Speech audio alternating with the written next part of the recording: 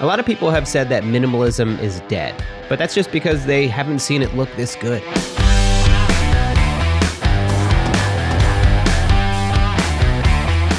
I'm Matt Diavella, and they call me the bad boy of minimalism. No, they don't. Nobody calls you that.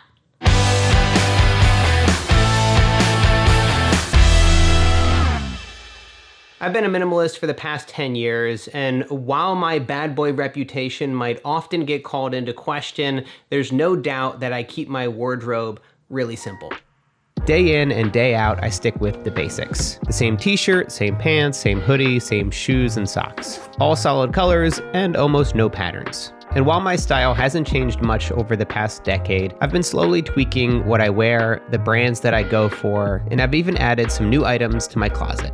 I know, crazy. So I want to share every last detail about my new and improved minimalist wardrobe. By the way, everything that I mention in this video will be linked in the description below. I don't get paid by any of these brands. I just want to be as helpful as possible since I know it's difficult finding quality recommendations, and because I'm a bit obsessed with the details. Before we get into this week's video, I wanted to let you know that my YouTube course is now open for enrollment. I only open up the course a couple times a year, so I wanted to make sure that you had an opportunity to join while you can. Have you ever wanted to start a YouTube channel but didn't know what step to take first? Or maybe you've already started one but feel totally stuck. That's why I created Master YouTube. It's the roadmap you need to start your channel, create original videos, and attract your first 1,000 true fans and beyond. I'm giving you an inside look into how I operate my channel, my process when I create a video, and everything I wish I'd known as a brand new creator. So this is part of the writing process, right? This is really what happens. This course won't give you the secret to becoming an overnight success because there isn't one, but it will help you finally start your YouTube channel if you haven't already, and get your videos in front of the right audience with integrity. No clickbait tactics here. If you've ever watched a YouTube video and said to yourself, I want to do that, but I don't know how, this course is for you. So if you want to sign up, go to slowgrowth.com/masteryoutube or click the link in the description down below this video. Hope to see you there. One of the most common questions I've gotten in the comments over the years has been, where do you get your shirts? So when it comes to my minimalist wardrobe, I figured we should start there. So I have tried dozens of shirts over the years, but I keep coming back to the same exact one. J. Crew's Broken In Tee. They provide a couple different options for fit, from classic to slim and tall. After some trial and error, I was able to dial in a size that feels like it's tailored to me. The three colors that I go with are white, heather gray, and evening storm. And I have 7 in each color. My jeans are from Levi's. They are the 510 Skinny Fit Flex in black. I've tried finding better quality jeans over the years, but these provide the best fit for me, and so I continue to reorder them once every year. So you might have seen a video that I made about these pants and the fact that I wear them every day and I almost never wash them. If you haven't seen it, you should check it out. It's not nearly as gross as it sounds. These need to be washed. I've also got a pair of Chinos from Country Road that I almost never wear. This is one of those items that I wear maybe once or twice a year to more formal events. I've got 2 pairs of shorts from a brand called New, one in black and one in tan. I wear these all throughout the summer. When I did my first and only minimalist wardrobe video on this channel like 5 years ago, I had 2 sets of mesh shorts.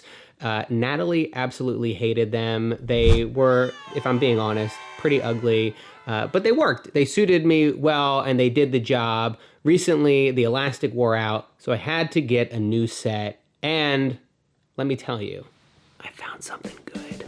I have 5 pairs of these shorts and I wear them literally every single day. And they might be my favorite new piece of clothing that I've purchased over the past few years. They're officially called the Pace Breaker Linerless Short. I got the 7-inch length in black. I wear them to the gym, on hikes, to the grocery store, and around the house. They fit great, look good, and my favorite part, they have pockets. Inside each pocket, they have mini pockets to hold my keys, phone, and AirPods securely. 10 out of 10, I would definitely recommend these shorts.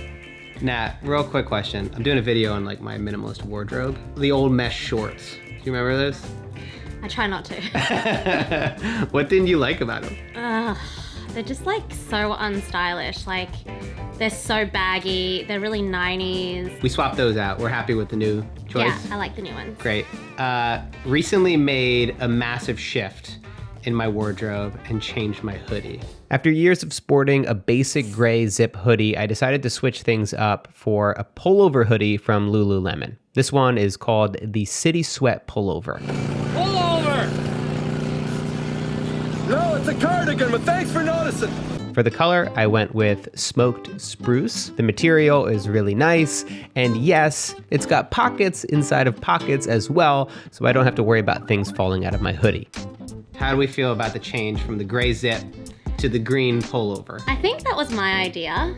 It was. 'Cause Yeah, you I think told me that- you told me I was fossilizing. I think you can wear like a grey zip-up hoodie when you're like going to the gym, but the problem I have is you wearing it and it's like all balled up because like Matt's had it for like 2 years, and then we're like going to dinner and I'm wearing heels. This hoodie is definitely one of my new favorite pieces of clothing, and for sure I'm gonna wear it every single day until Natalie starts hating it. So when it comes to putting together my wardrobe, there are 3 factors that I really consider above everything else. They would be fit, quality, and versatility. Price isn't as much of a factor because I am buying less clothes, so I can invest more money into the clothes that I actually do buy. When it comes to the fit, every brand has different sizes. So a medium in one brand might not be the same in another. And so it really takes a lot of trial and error to get it right. Quality is pretty straightforward. Does it fall apart after you run it through the dryer a couple of times? I really want to make sure it lasts a very long time so that I don't have to repurchase it every couple of months or so. And lastly, versatility. Can I mix and match these clothes with different pairings and different outfits? That's why I don't have a lot of patterns. I don't have a lot of colors. Most of my clothes that I own can be mixed and matched, and that makes it a lot easier for me to get out the door. I've got 2 everyday sneakers that I wear. First, I've got a pair of black Nike sneakers. These are the Nike Revolution 6 Next Nature. They have about 1 million options online for black sneakers, but these work well for me. A solid everyday choice. Second, I recently got a pair of Stan Smiths. These white sneakers are so new that I can still wear them indoors. I like the white leather as they're much easier to keep clean and they pair well with almost all of my clothes. I also have a pair of brown boots from J.Crew that I bought way back when I was living in New York, which at this point is like 5 or 6 years ago. I don't wear them very often, but they definitely come in handy during East Coast winters here in the US, so I'm glad I held on to them. You were already introduced to Vacation Matt. This shirt comes out when the sun's out. It's the only pattern shirt I have, but it's becoming my staple for whenever I take time off work. I only wear it when I'm on vacation, and it just really sets the vibe, sets the tone, lets everybody know around me I'm not fucking around anymore. Technically, I would be fucking around though because I'm on vacation, but you get the point.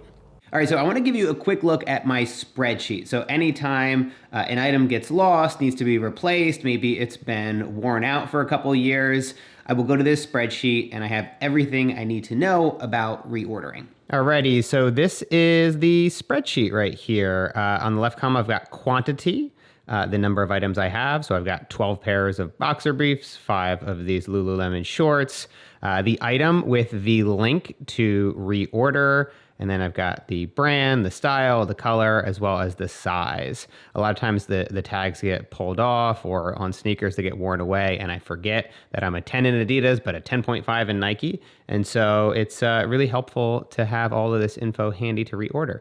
And when I want to reorder, say I just go to the t-shirt, boom, I can just head over here to reorder the shirt.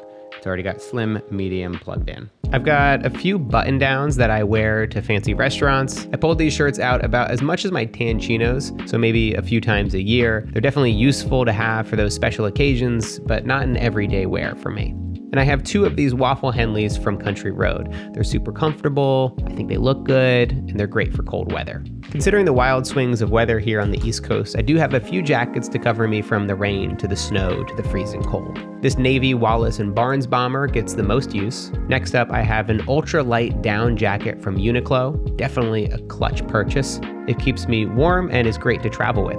It can literally roll up into a bag that you can fit in your hand. This jacket from Barbour is a great waterproof option when it gets really cold out. And finally, this massive coat is the Nordic Field Parka from J.Crew, and it helps me get through the coldest of East Coast winters. These are a pair of sweatpants from Lululemon called the City Sweat Jogger.